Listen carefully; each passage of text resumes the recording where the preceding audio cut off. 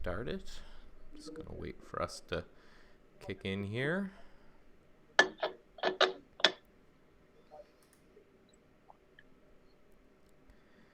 Your audience will see it in a moment.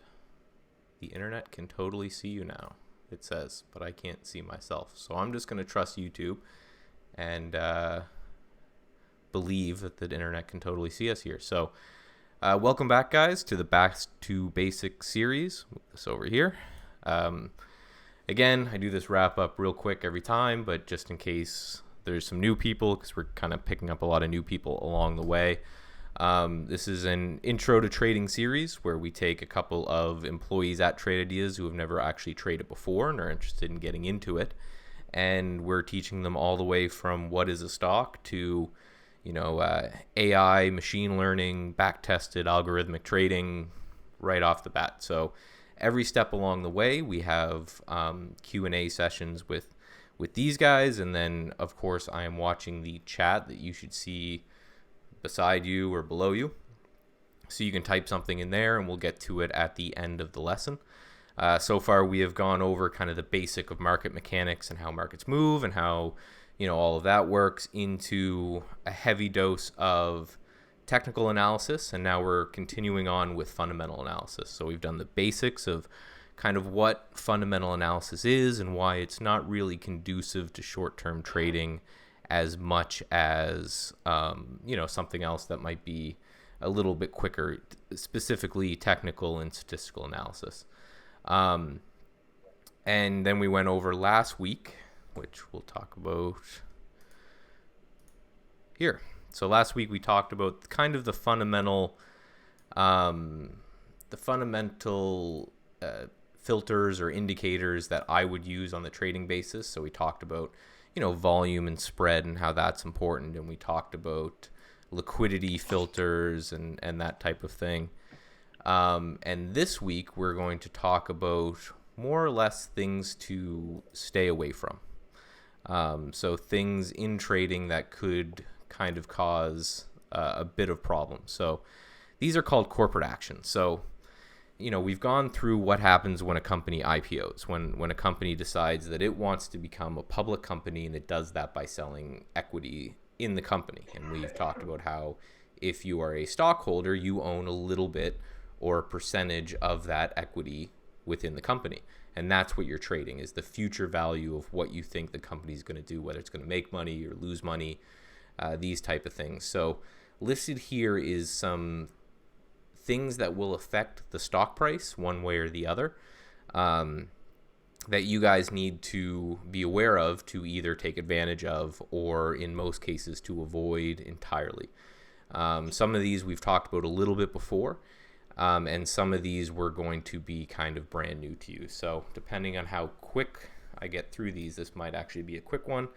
Kind of look at all of these as warning signs, things that when you're researching the company to trade, if you see some of these things potentially on the horizon, maybe you need to kind of get out of. So the first one that's not really listed here, and it's not really a corporate action, is earnings. I thought I put it here. I must have forgotten. But essentially every publicly traded company once a quarter has to report what their earnings are, how much money they made, how much money they lost, and these generate a lot of news cycles. For example, Apple recently has been a little bit under fire because the growth of iPhone sales has slowed, right? They're still selling more iPhones every year, but when they were selling double the amount of iPhones this year and then double it again this year, maybe they're selling 1.5 times the amount of iPhones.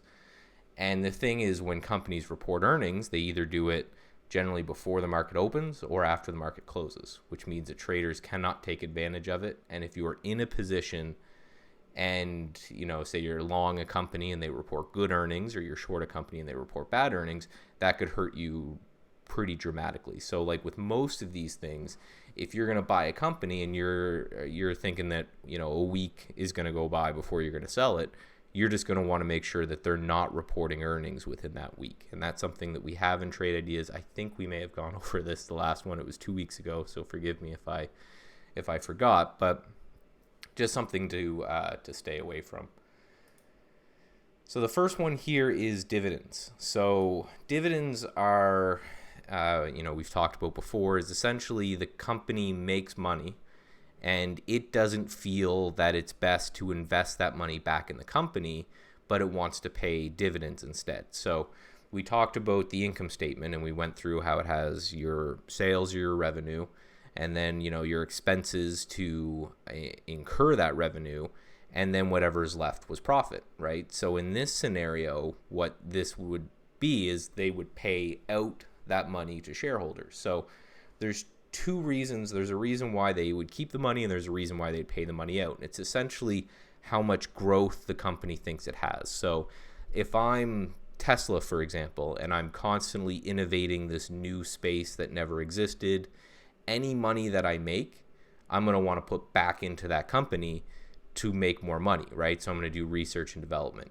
Companies like Apple for the longest time would do the same thing where, they invented the iPhone, but they were working on the iPad. So they would take any money that they made and they would put it back in the company because they believed that they could reinvest in the company enough that that company would then be able to grow, right? So that next year they would make more money. Companies like a bank or, say General Electric or something like this, that really isn't about growth. If you look at Citigroup, for example, they're not going to invent something that's going to double the price of their stock, right? They're not going to come out next earning and say, listen, we invented checkings accounts and it came out, right? It's a more stable model, so they don't really have anything to reinvest the money that they're making back into the company. So what they will do is they'll pay it out to shareholders as dividends. And a lot of people hold a lot of these companies simply for that dividend check. They'll get a check every quarter that will, they can either buy more shares with it or they can just take the money and do whatever. I know a lot of people who are, were very successful and they have large stock portfolios of a lot of dividend paying stocks, and they basically have their money paying them on a quarterly basis, these dividends back. But as traders, why do we care? Because essentially what will happen is, this is a bit convoluted, but they have what they call the ex-dividend date, which is at the end of the ex-dividend date, which you can find online for every company.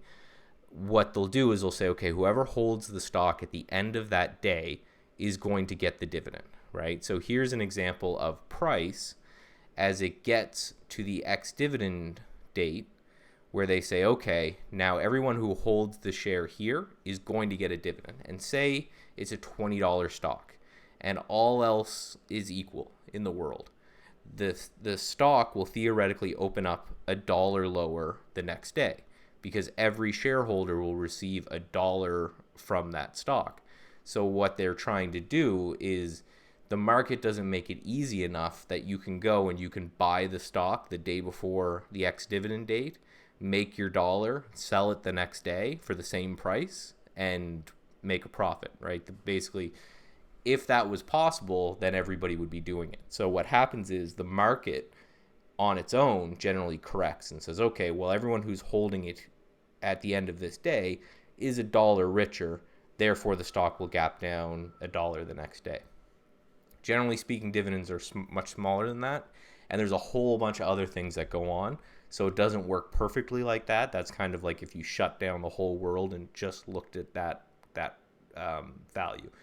So again, net, the difference is negligible, but it is just important to know that if I'm looking to buy a company and hold it for 4 or 5 days, but I know the ex-dividend date is tomorrow, well, I might want to wait until after that in order to get in the stock. So these are just things that are kind of outside of your control that can affect the value of the stock. So therefore, I think it's really important that you guys know it.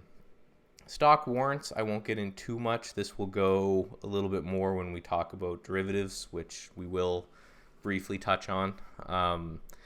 But a warrant is essentially the company issuing a right to buy more shares. So if you hold 1% of Apple and they decide that they want to issue more shares, they want to raise money by issuing shares, they may issue warrants. which means that one day you'll open up the mail and they'll say, okay, you have the right to buy Apple share at this price.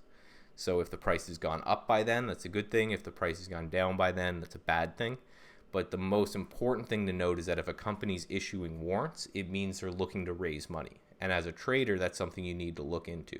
Why are they looking to raise money, right? Is this a cheaper speculative stock and maybe they haven't started making money yet? Like a new IPO or a cheaper price stock? Or is this kind of a sign that maybe the company's struggling a bit and needs to issue more shares just to pay its bills? Stock splits. So these are kind of confusing for most people, and there's two kinds. One kind we don't really care about. The second kind we definitely do care about. So a stock split, and here is just kind of a snapshot of Berkshire Hathaway, which is a $300,000 a share company. And the reason I do this is because he's famous in not wanting to split the company ever. It's been the same amount of shares. But if you think about this, most of you guys, myself included, wouldn't have the money to go buy a single share of Berkshire Hathaway, right? You just don't have it in your account. So what most companies will do is they'll constantly split the stock. So for example, Apple for a while there was a $700 stock, and I think they split down to $70 or so. So what will happen is it's a 10-for-1 split. So the company's value is reduced by 10, and the amount of shares you have is then increased by 10, right? So if you had 100 shares at $700, you'll have 1,000 shares at $70, right? So this is the kind of split that you're not too concerned about, but we do get a lot of people in support, and I know as a new trader it can be terrifying sometimes when you go home one day and your stock's worth $100 and you come back the next day and it's worth 20 and you don't really see your account value right away. It can cause a mini heart attack. So the first thing to check is, okay, did they do a split? Because again, the value, the amount of money that you have invested in the company will not change when it comes to a stock split. And the main reason they do it is just to keep it in a tradable range, right? They want, Warren Buffett with Berkshire Hathaway doesn't care if you invest in his stock, right? But most companies want to keep their stock trading and liquid so that if they need to get more money, they can, right? Does that make sense? So it's like a superficial, imagine you have a piece of paper and I take it from you and I rip it in two and I give it back to you, both pieces. You have two pieces of paper, but it's the same amount of paper, right? And that's the same thing that happens with a stock split. You have more shares, but they're worth the same amount. So it just changes basically the numbers on the screen. The amount of dividends will be reflected. Any derivatives out there will all be reflected. Now, the type of stock split that you have to be worried about is generally a reverse split if it's happening because of regulatory reasons. So in the United States, for example, the NASDAQ, to trade on the NASDAQ, your stock needs to be worth at least $1. And if it's worth under $1 for a certain length of time, like 6 months, I think, you're kicked off. They basically say your company is too small now and it's too crummy, and it's kicked off the exchange and it goes to what's called the pink sheets, which is like a really highly unregulated market, and that terrifies investors. So what companies will do quite often is say their stock is at 50 cents and they're about to get kicked off the NASDAQ. They'll do this split in reverse, right? And we just call it a reverse split because we don't come up with really super fancy names or anything. But so essentially what they're doing is they're making that 50-cent stock, say now $5, but they're not changing the value of the company. So they're just playing a game in order to stay on the NASDAQ. And the reason you want to worry about that is because it means the company doesn't have any news in the pipe that they could release that could bump their stock over $1. Their earnings reports aren't, giving investors confidence to pump their stock up. Is that in plain sight? Like Yeah. when companies do that? Yeah, there's actually a website on the NASDAQ where they'll list companies that have to do or are going to do reverse splits. And you can go through that list and you can find out which ones were under $1 before they happen.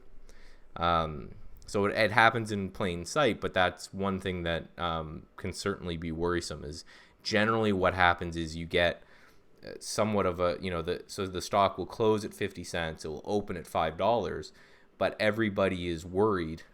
There's always exceptions to the rule. The price can certainly rally, but in most cases considered like a death nail for the company, right? They couldn't do anything to keep regulated enough to stay on the market. So if you're seeing a stock gap up one day and you're going through your research to try to figure out why, and you find out it is a reverse split and it is because they needed to play this little shell game to stay on an exchange, that might be a company to stay away from. Or if you were planning on shorting to go into it, that might be confirmation that, yeah, they really couldn't make it happen.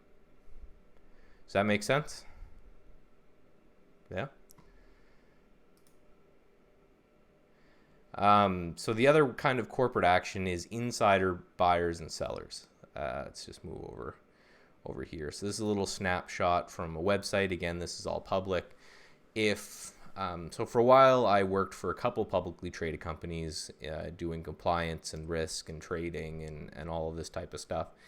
And there's a certain tier that you can get in the company where if you're trading the company, that could be considered market moving information.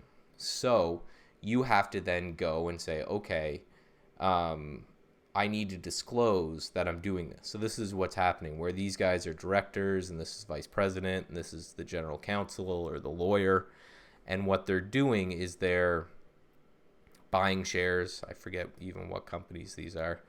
I've never heard of any of these, but they're buying shares or they're exercising options. So the reason that would be important is because what insiders, and we talked about insider holding, the insider has to declare before they make their trade, but that can give you a clue of something as well. So, say for example, your plan was to buy Tesla.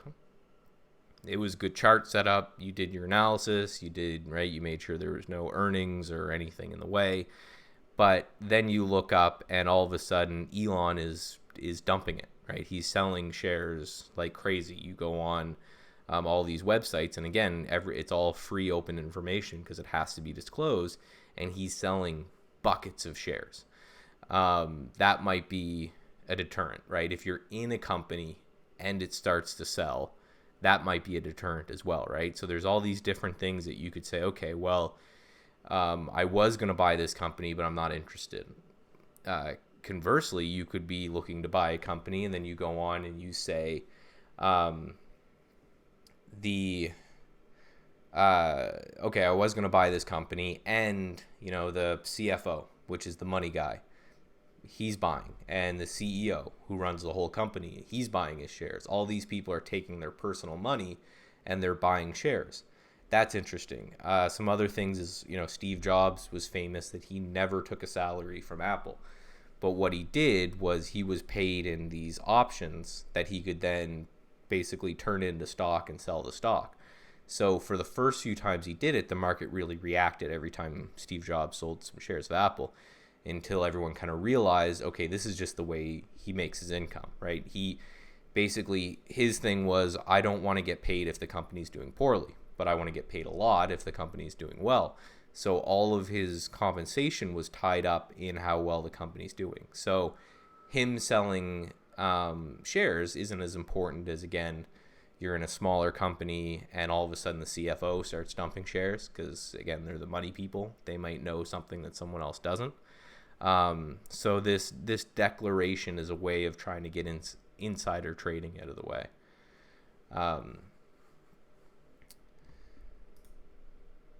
So the other kind of thing, and this is all things that we wish we could know beforehand, but you never will, so it's important to figure out after the fact, is a buyout or a merger, right? So each of these, and you guys remember your candlestick analysis, right? So each of these is a day. A daily candle goes by, the stock's raising, and then all of a sudden, for all of these days, really nothing is happening. So what's happening here, and this is important to note because I see a lot of new traders trying to trade this as, oh, look, the stock is consolidating. Maybe if it breaks down out of this consolidation or up, I'm going to buy or sell the shares. And they end up getting hurt because what happens is this company is going to get bought out, or, this is an old chart, so probably already got bought out. So what happens is, for example, I think this buyout was probably $10, right? So what will happen is, if I'm going to buy a company and I'm going to buy it for $10 and it's currently trading at 6, second that gets announced, the stock will get pushed up instantly to just under $10. And the difference between where the stock is trading and $10 is what the market is pricing in as risk as the trade not going through, right? Because for sometimes, for example, I know Sirius and XM were fighting for years to try to get merged because they were the only two satellite radio providers. And in the States, you guys have these rules that say you don't want to let companies get too big where they control the entire market. So it was thought that the government may block it. So we'll never be right at the buyout price, but usually a little bit below. But the most important thing, again, it would be great if you bought this at, $6 and you woke up the next day and it was at 12. That'd be fantastic. But you can't. So what you need to do is, when you're going through and doing your scans and trying to figure out what stocks to buy or sell, if you see a stock gap up massively like that, you want to go and you want to look and you want to say, okay, what's happening here? If it's a buyout, well, then I know, and the buyout's already announced, then I know it's going to open up just under the buyout price and it's not going to move. This is maybe 2-3 weeks that this has gone by and the price won't touch it. And the reason these things don't move is just because there's traders waiting. If you're relatively sure that this company is going to get bought out at $10, if it dropped to $9 out of the blue, you would, pick up as many shares as you could get your hands on, because you're relatively sure that at $10 this thing will get bought out. So that's what's holding that price up there, and it basically just removes all the opportunity. So just like with the other ones, if you see something like this coming, you just want to say, okay, it's just not a stock that I can trade. There's no fluctuation, and away you go. So the last little bit, so this was a little bit quicker, is buybacks and offerings. So this is kind of the company. So we talked about before the initial two ways that a company can do something with its money, right? The first way is it takes whatever money it made and it puts it back into the company in order to grow. That it's a Walmart and it takes the money and it goes and buys a bunch of land, open up a couple stores, or it wants to reinvest in new R&D for a new company or whatever have you. The other thing is dividends. Just pay out the shareholders. Here, we made $1 million this year, and there's all these shareholders. We're just going to pay you. And then the third thing that they do quite often is they'll buy back their own stock. So this is something that's generally considered good for a company, where it means they have excess capital and the whole company kind of gets together and believes that its stock price is too low. So it's going to buy a lot of this back, right? That's a good thing, and that's fine, and that's nothing to worry about. What is to worry about, as we talked about with the warrants, is the offering, right? And what you'll notice happens quite often is companies that spike up huge, like the kind of stuff that Barry, our trading room moderator, trades, are these lower float, smaller companies that might go from $5 to $8-9 in a day, and then they gap down and they sell off the next day, and it's because of this offering. They're basically saying that they believe that their share price is at a certain area that they can then go and sell their company and get more money. So A, it means they need money, and B, it kind of hints that they're not really thinking, they're thinking that this is a good price for their company, right? You want to see a company announcing buybacks because it's saying, okay, I think that my stock is undervalued and I can buy it here and I have extra money. Those are two good things for a company. Two bad things for a company is saying, I think my own stock is a bit overpriced, so I should sell it here, and I need money, right? So these are things. So, basically the main purpose of this one was just to give you guys a list of things to say, okay, I'm going to watch out for these. So there's really not any new homework. with this week, which is a good thing. Very soon, there may be another topic before, but very soon we're going to actually start to get you guys paper trading in some respect, where we're going to start walking through our platform, showing you how to scan for what it is, have each of you set up an individual scan based off kind of the charts you want to see. So I want you guys to really start thinking about everything we've talked about and what it is that you may want to see in a stock. And, I'll tell you if you're way off base, but I want you guys to develop your own type of trading plan and strategy. What is it you like to see? Do you want to watch? Do you want to do breakouts or pullbacks or gapping stocks or what have you? And then I'm going to show you how to build your own list so that you can scan for those particular stocks. And then we're going to get you into paper trading so that you can start to get a bit of confidence just playing with fake money, trying to see if you're any good, and hopefully we get to the point where you're profitable paper trading and then get little accounts open for you there. So is there any questions from you guys? I'll look up here at the chat. Nothing? Okay. Someone wants to ask me a question privately. Well, here's my Twitter and my YouTube. You can check out both those. Most of my YouTube videos have my email below it, so fire me an email if you want to ask me something privately. I'll leave one more second here for the chat just to see if there's any questions, but again, a shorter one today. Mainly just wanted to say these are things that you need to stay away from, or at least watch out if you're in a stock and you see them. May I ask here? You can ask here, but it will just be public because everyone will be able to see it, but feel free to ask your question. Change this question. I think we're getting a question here in a second.